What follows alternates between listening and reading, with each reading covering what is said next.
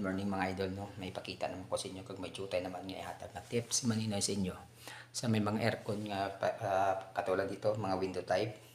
Kadalasan maranasan nyo na mahina yung aircon nyo at saka yung minsan mayroong lumalabas sa tubig kasi barado yan mga idol ang lalagyan ng tubig. Kagaya nito mga idol, tingnan nyo. Isang dahilan mga idol na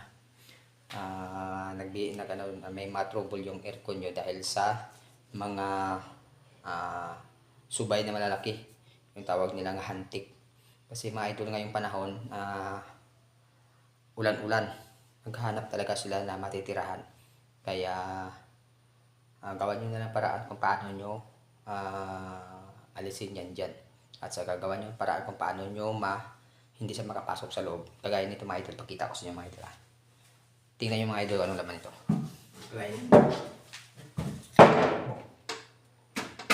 Ayun mga idol, kita po. Yun, ang dami ng subay mga idol. Pakita ko, itutok lang. Ayan o. Tingnan mga idol. Ayan mga idol, ang sobrang dami o. Ayan. Ayan mga idol o. Sobrang daming subay o. Ayan o. Ayan, nakikita nyo o. Ayan, dami yan.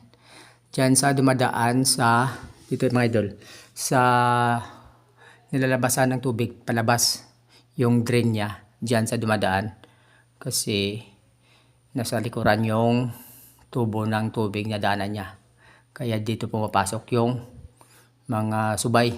Kaya isang dahilan din yan mga idol na masisirang unit nyo at saka mahina yung aircon nyo. Alam nyo mga idol, may paraan dyan, pwede natin gawin yan na hindi sila makapasok. Ang sa likuran mga idol, lagyan natin ng pit trap para may pundo na tubig, hindi makapasok yung subay o ang hantik. Kaya gaya hantik. Ito mga idol, dami oh. Kaya alisin natin. Patayin natin. Kaya ito.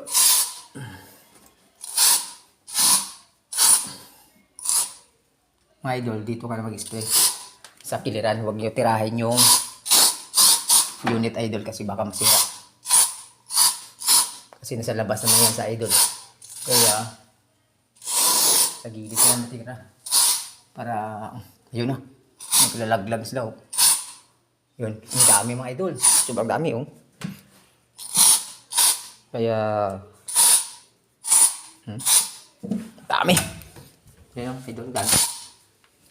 Dito tirahin mo din sa kilid. Kaya dito dumadaan eh. Yun.